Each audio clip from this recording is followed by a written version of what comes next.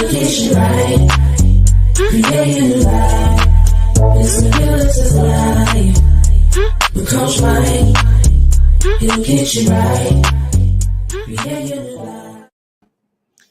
Welcome to another episode of the Realtor Life Podcast, part of the B&D TV weekly lineup of digital shows. I am your host, Michael G. Davis, broker and CEO of Brooks & Davis Real Estate Firm, Realtor Plus Business Coach. And we have another phenomenal guest for you today. But before I bring them on, I want to remind you that we are streaming live to the Brooks & Davis Real Estate Firm business Facebook page and our YouTube channel. So for those of you that are checking us out live, we invite you to place your comments and questions in the live chat and take part in the show. Also, if you have a real estate need, like looking to buy a house or maybe putting your house on the market for sale, we want to invite you to stay on after the show. We have a very special message just for you to talk about how here at Brooks & Davis Real Estate Firm, we can assist you. Or maybe you're in the process of getting your real estate license. You're thinking about getting licensed, or you are already licensed and you're considering making a change. Again, we want to invite you to stay on after the show. Very special message for you. All right. So without further ado, I want to bring to the guest. He's a new agent with Brooks & Davis Real Estate Firm. We're super excited to have him with us. He has a great story. So I know you guys are going to enjoy it. I want to bring to the stage, he's a realtor as well as a missionary, Mr. Clyde Pikes. Hello, Clyde, Michael. how you doing, man? I am doing wonderfully well. How about yourself? Hey, man, I'm doing fantastic, man. If it was any better, it'd be illegal, man. They'd be trying to put me in jail.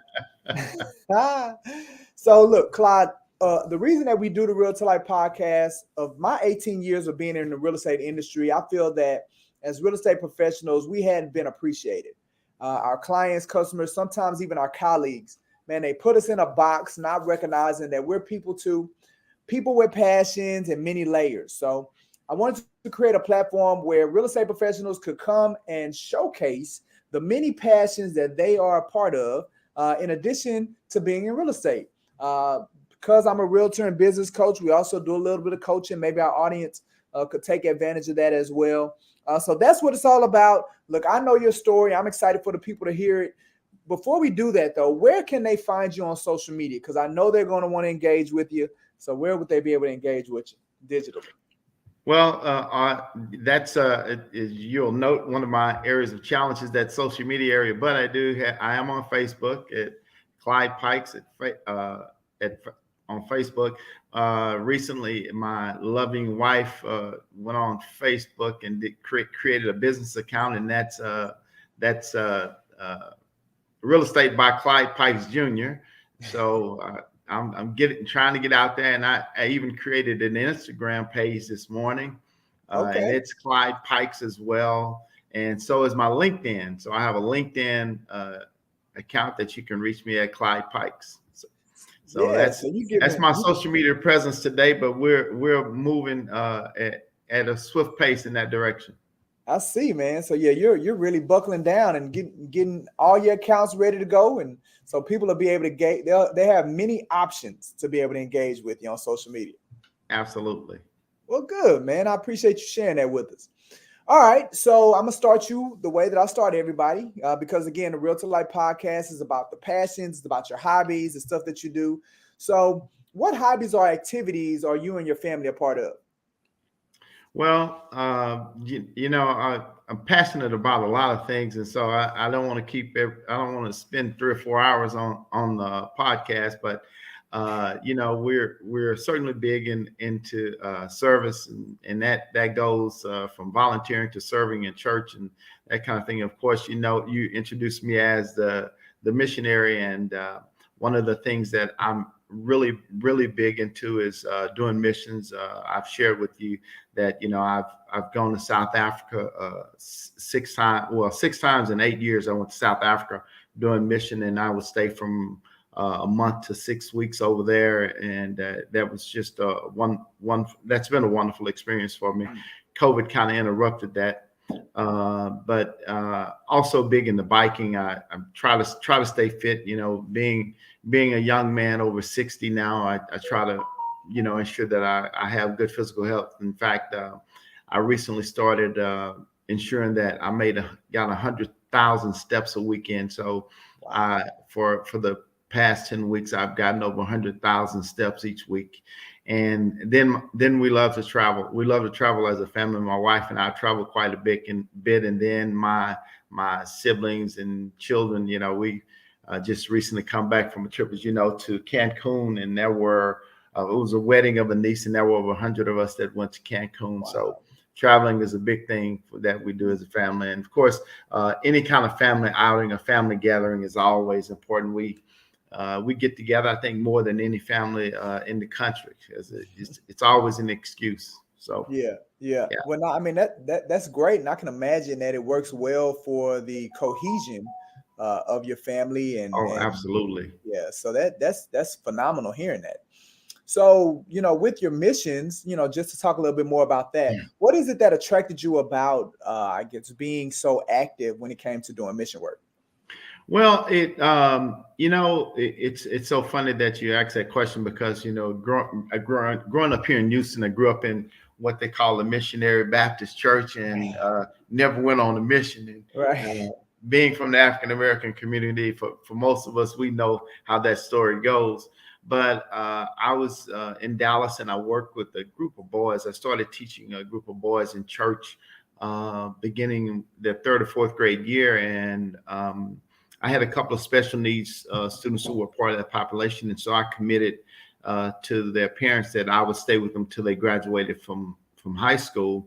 And so I stayed with these boys until, the whole group of boys, till they graduated from high school. But I had several of us decided their junior year of high school, we were going to go a trip to South Africa. We had a larger group that was going, and so we decided to go as a part of this high school group to South Africa. And once I went, you know, I'd always made excuses of why I couldn't go, but I had committed to those kids that I would do it, and it was not the best timing, because I had 3 kids in college, and the trip was like $3,500, and I was working as an educator.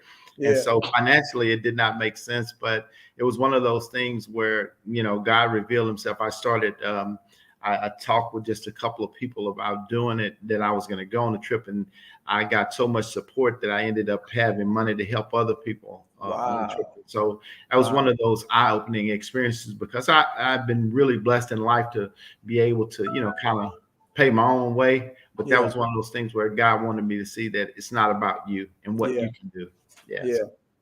Wow, that is phenomenal to be able to pull those people together and get to a point where they can support you. So that first mission trip expanded. So how many have you done so far? Well, over the years, probably somewhere 15 to 20 mission trips, because I've gone to Haiti, I've been to Mexico, done some along the border here in Texas. And so somewhere probably around 20 trips since I started. My first trip was in 2010. So wow. Yeah. That is very impressive, man. So do you have like a group that you go on missions with, or is it just you and your wife going? No. It's been a group. So I started with I was, like I said, I was working with this group of kids, and that's the way it started. I was working with high school students with the South African trips. As they grew older, one of the things that we started doing was they would want to go back after they got in college. And so once they were in college, I would be the old man that would take the young kids, the young college kids, so they wouldn't get out of control. Because a lot of times, kids grow up in the city and you feel like, oh, I'm just in another city. Well, no, you're in another country. Right. And it's what applies in America. Yeah, the rules are different. And so I would go and lead a team of students. I would take college students, and we would go and stay for a month to 6 weeks over there. And it was just a phenomenal. It was just, we became a part of the culture is what happened. Is when you go on a trip and you stay for, a week or even 10 days, you kind of it's kind of very programmed. But when we would go, we would get calls and say, can you do this? Can you do that? And so it was like we just became an extension of the people of South Africa. Wow. Wow. And so much to the extent that if we went into a mall, which is where we'd go to get Wi-Fi a lot of the times, we'd go into the mall and we would see people just walk up to us. Hey, Clyde. I'm like, I mean, I'm in South Africa. People are not supposed to know me over here. Yeah. They recognizing you. Oh, you yeah. became a local celebrity, sound like, man. Well, I had a few fans. In fact, I guess probably one of the funnier things is going over there and people liking my accent. I'm like, oh, yeah, right.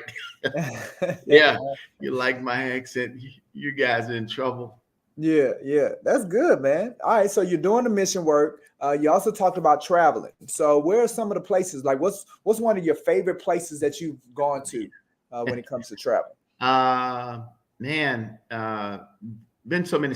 Costa Rica. The wife and I went to Costa Rica last year, and it was quite the experience because we went to 3 different places with 3 different. Costa Rica is an interesting country. I didn't know a whole lot about it before I went there, but the topography is very different, and because we stayed in a place that was like there was a volcano, close to a volcano where they had hot springs and stuff like that. Yeah. Then we went into another region that was like a rainforest, and then we ended up on the beach. And one side of Costa Rica is on the Pacific Ocean. The other side is the Caribbean, I believe, or something like that. And it's just crazy. But anyway, it was just a real unique experience to see all of those things, because that was just something that I never experienced before. And the people were so incredibly kind that it just made you want to go back. They were just really hospitable. And so that was, a recent trip. But, we went to St. Lucia for our honeymoon, and we went to we went to Cancun. Like I mentioned earlier, we had a great time. We stayed at an incredible resort there in Cancun. We went to the Dominican Republic, and these are just, last couple of year experiences. So it's been, wow, that is awesome, man. So all right, so Costa Rica. So it sounds like they have a diverse topology. So that was pretty attractive to you. Oh yeah, the topography there is incredible. Yeah. So what is it that attracts you about travel? Like, why do you enjoy it so much?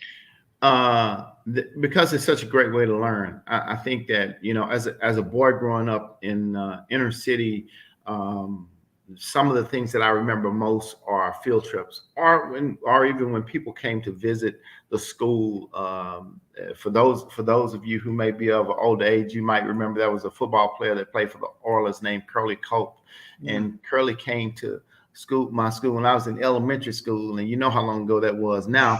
And I still remember that. But then I started going places. I remember going to the Sanders Center, to the Battleship when I was in Head Start, and so that became a window into the world for me. And as a teenager, my dad and I went to New Braunfels. New Braunfels is a very popular place now, but this is in the in the 70s. We go to New Braunfels, and I see clear water. Going to Sylvian Beach or the Galveston growing up, all the water was dirty. It was certainly dirty back then because the refineries were kind of running willy-nilly. But going to Fredericksburg, and my dad took me in. He said, "Yes, son, you can see the fish." And I looked over a bridge and I saw fish swimming in clear water, and I'm thinking, "Oh, this is real."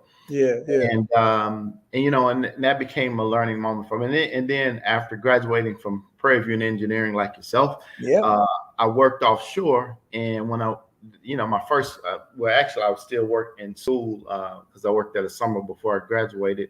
And I went offshore, and I saw all of this blue water, and I'm thinking, wow, the water is really blue. And I'd seen it on television, but experiencing, I really learned early in life that when you experience something, it is holistically different than just living in. A lot of times, a lot of us live in a vacuum. We don't. leave our own little surroundings, and so we don't know what the rest of the world is like. And so that's kind of been an attraction of traveling, because it just expands my whole base of knowledge. And I, as an educator, being a lifelong learner is just a part of the core of who I am. Yeah, absolutely. So it sounds like what you're telling me, Clyde, is the opportunity to go and learn more about this massive world and planet that we live on. And it literally would take a lifetime for you to learn a lot about the earth. It literally would take a lifetime to have to do it. Absolutely. Every day should be some kind of a learning experience. Even if it's learning how to set up an Instagram account, it should be something that you learn in the course of a day. And it's just, even at my age, I just crave knowledge, and in whatever shape or form that I can receive it. Man, it's outstanding how you embrace that sense of curiosity. And I can definitely tell it is taking you many ways into what you're looking to achieve. So let's pivot a little bit and let's talk about your real estate journey. So what was it that attracted you to real estate, kind of brought you into wanting to get licensed and things like that? Well, there is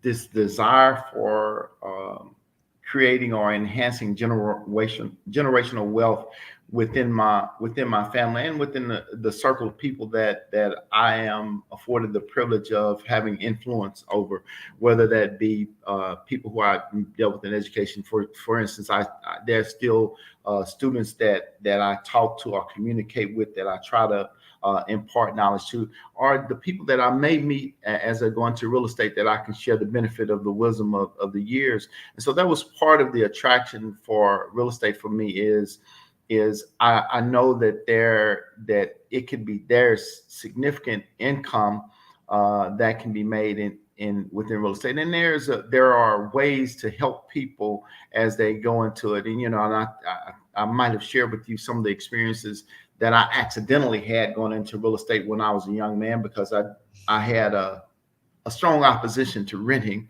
because I felt like I was throwing money away. So when I came out of college, I instantly purchased a house, and then I learned about markets and how they shift, and the oil business went south, and my house was worth about half as much I paid for it. And I thought, man, how could that be a bad investment? But then I turned around and bought a house here in Houston that was foreclosed on, and so. And then I moved to Austin and paid for a house in 5 years because of some turn in the market. And so just, helping people understand, different things about real estate, and how you can go into it with a different mindset, not just going to even just paying a 30-year note versus a 20-year note. What difference does that make? At least look at it to see if you want to do that. And so I mentioned in some of the information that I'm just a servant, and I want to serve people. And if I can help somebody in a situation that makes a better life for them, then I felt like real estate was an area that I could do that. Absolutely. Yeah. So you want to be able to instruct. Sounds like you just want to educate. You've moved from educating young boys and kids and things like that. You want to move now to educate with a different topic, to help those in our community with some knowledge that you've learned and that you've been able to capitalize on. We talked about, some of your escapades and with real estate and how it's helped you grow, how you've been able to utilize that vehicle to contribute to building you some wealth, and now you just want to pass it along. Sounds like. Right. Oh, absolutely. I mean, that's the more that we share, the greater the legacy that we leave when our time is done here on earth. Absolutely. So, so now that you've done, you're in it, because the one thing that I know about real estate is that, prior to us getting into it, we have this perception of it, but then we get in it and it's like, oh man, this ain't really what I expected. Like, it's a little bit different. All right. So now that you've in it, like you've been exposed to it, with Brooks and Davis and some other measures, what is it that you would say excites you about being in real estate in this time? I think that the thing that excites me is knowing that whatever happens with the market, um, I I've been exposed enough in life to be able to share with people whether the market shifts. I know that there's this perception that it's going to shift from a seller's market to a buyer's market, and if that's the case, having enough foundational things in life to help people understand what that looks like. And I just think that that's probably the greatest bit of influence. But I'm also excited about the education, and part of what I see with Brooks and Dunn relates to Brooks and educating Davis. Brooks and They're Dunn. gonna think, Brooks and look, Dunn. Hey man, I'm in the country music. No, I'm I'm not. gonna say they're No, gonna think we're the country group. I'm like, well, no, we ain't the country group now. I can't believe I did that. That's so, yeah. Well, we'll call that a senior moment. It's all good. It's all good. Brooks and, with Brooks and Davis. It makes the show better, man. You just make the show better. What I've seen with Brooks and Davis is it's about educating people as well, about educating people who are often the disenfranchised, the often the people who are left out and not thought of, and helping them to understand, how they can put themselves in better positions. And that for me is exciting. Even what you shared about your experience today is something that I can get excited about and embrace. And so it's not about me getting had a lady that visited with us on Sunday, and she was talking about making sure everybody's well, and there was a song that she was singing, and it's not about what I can do for me, but the better that we all are as a whole, the better we all are as a nation, as a country, as a people. And so that's that excites me. No, absolutely. What it sounds like you're saying, Clyde, is look, it's better for America to get as many people in the homes as possible. Man, it is. And every time that I hear something that's being done that creates a situation of greater affordability, or that and what we're doing as an organization in terms of educating people and going outside of the norm, not just doing the easy stuff, not just doing the person who has the perfect credit score. We're not just seeking out, but we're trying to help individuals who may have had some situations in life that have caused their credit score to take some hits.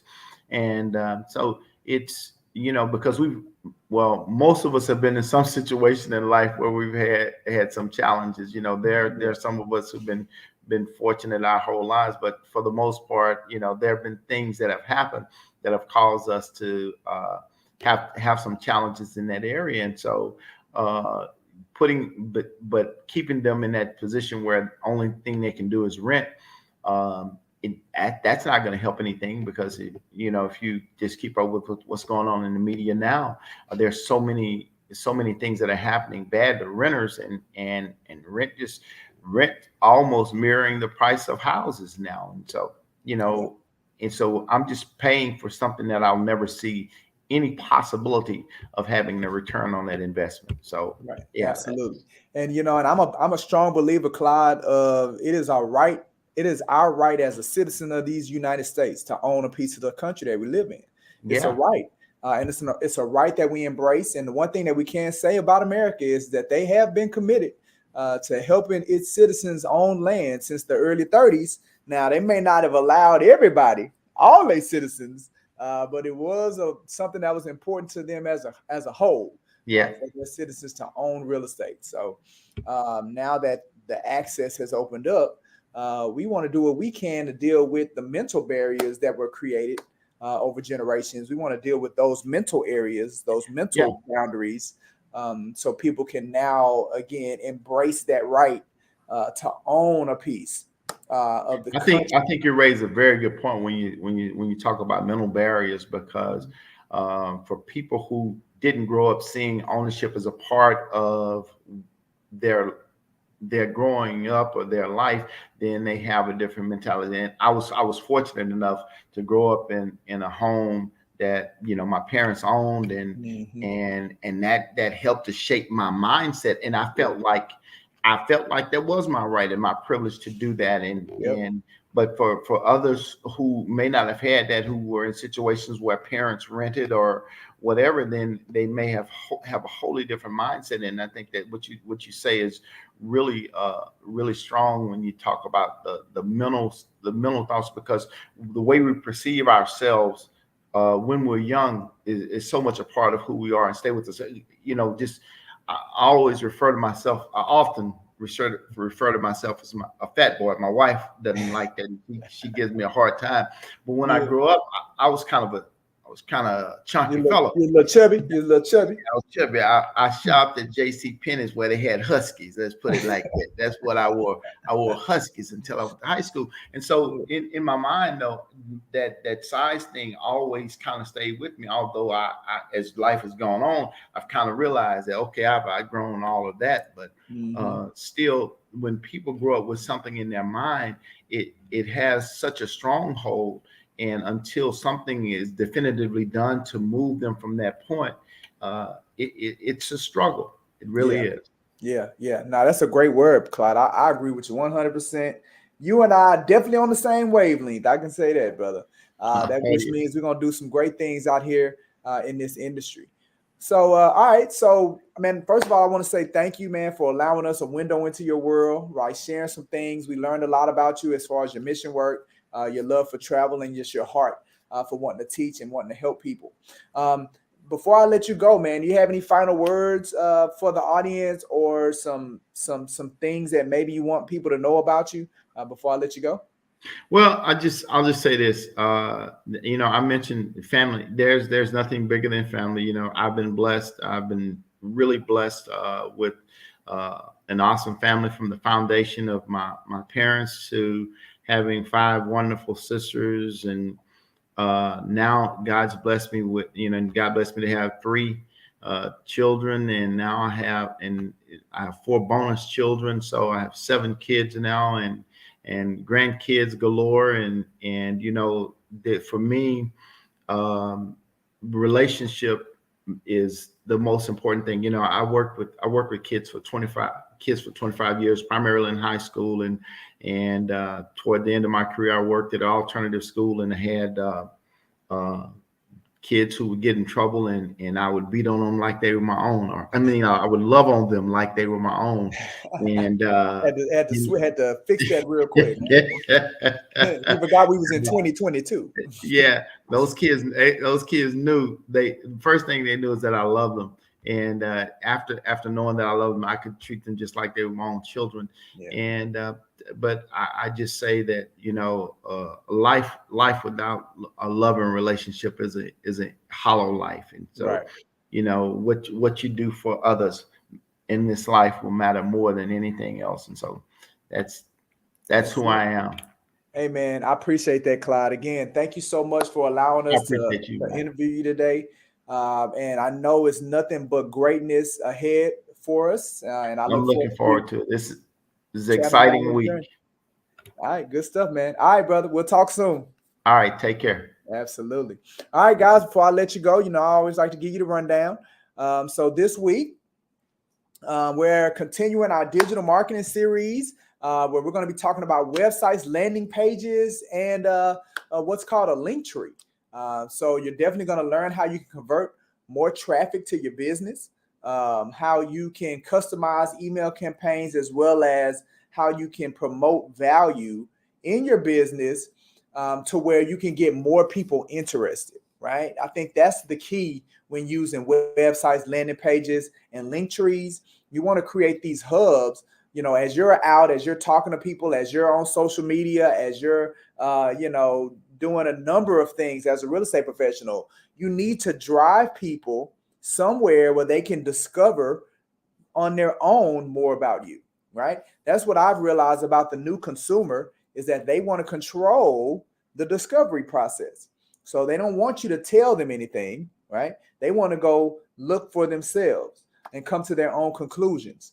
So with websites, with landing pages, Linktree, there are opportunities for you to create these opportunities, right? Or these places, areas that customers can go to learn more about you and what you, and although you can't control them, you can control what they see and what they learn about you to help with their decision of wanting to do business with you. So we're going to be talking about that on Wednesday at 12 o'clock. It's going to be on Zoom. So it's going to be a very exciting event. Remember, you do not have to be an agent with Brooks & Davis Real Estate Firm to participate in our events, our trainings, or anything that we do. You just got to make sure that you visit our website or visit the events page on our website at www.brooksanddavis.com so you can make sure you get your seat reserved.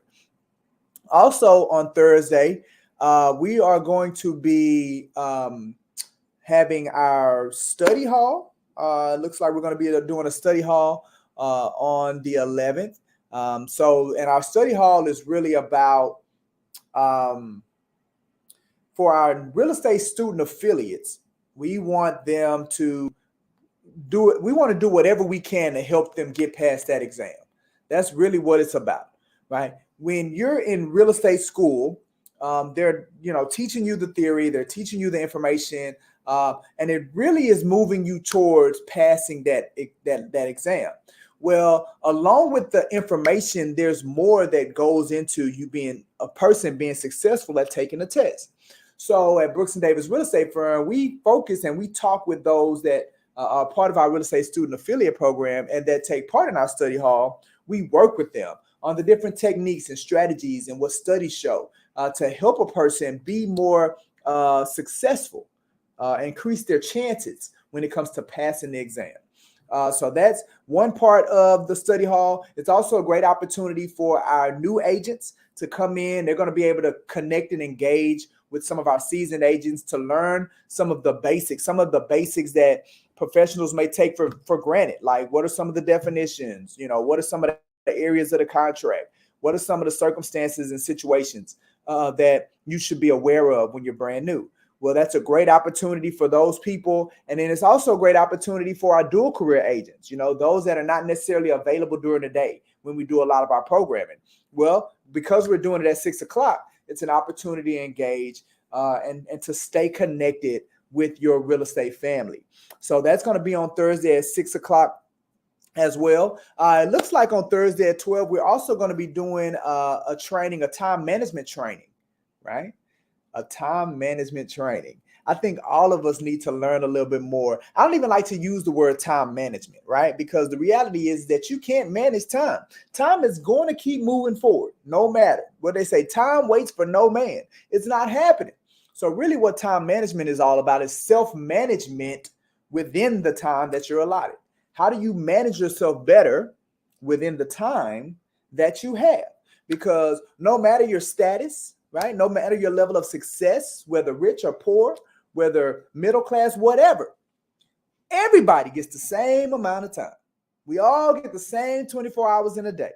I think the difference is about how rich people, middle class, people in poverty, how they use that time that they have access to, right?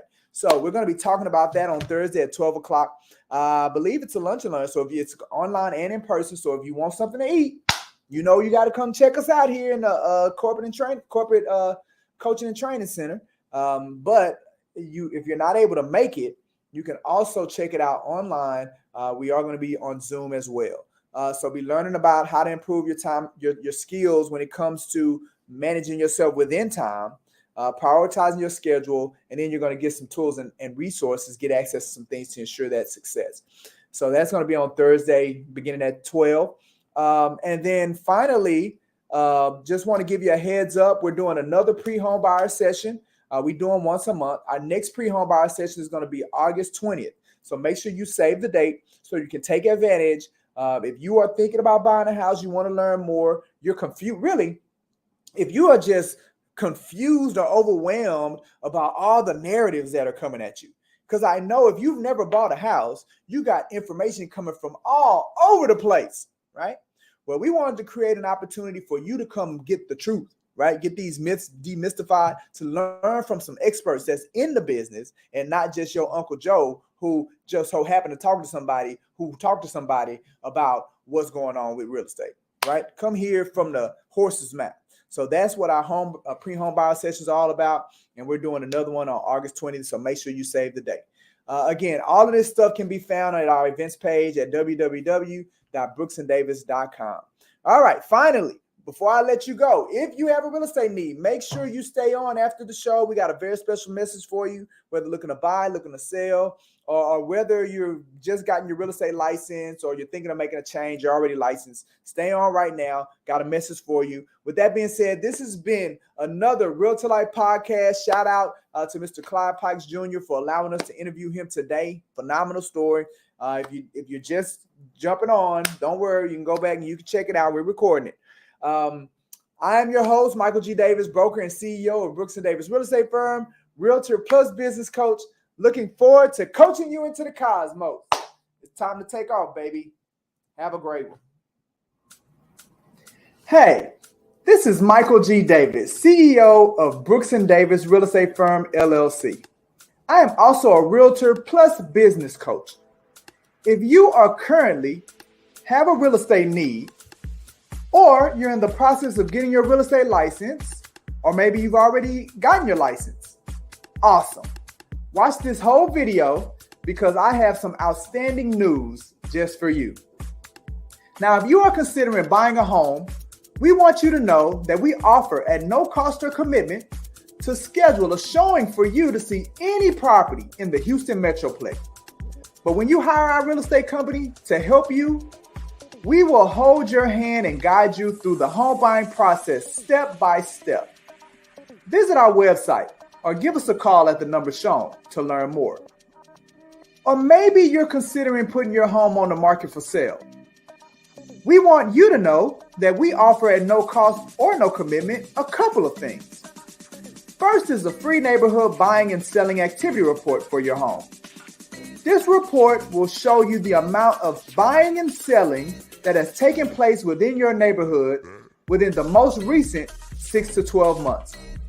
All we need is your mailing address and email address to get the report over to you.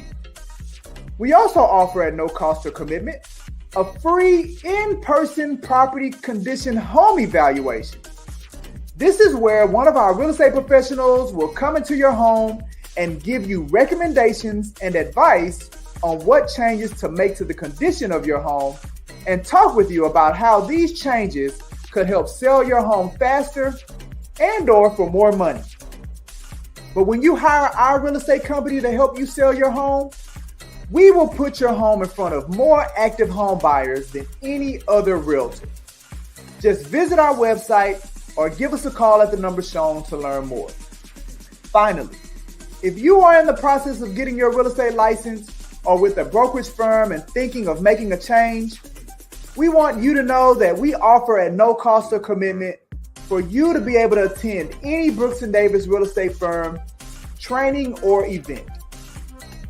But when you join our firm, we will show you how to get everything you want using your real estate license. And what we believe real estate professionals want are an outstanding quality of life, the freedom of having options, and the ability to pursue what makes them happy. Visit our website or give us a call at the number shown to learn more.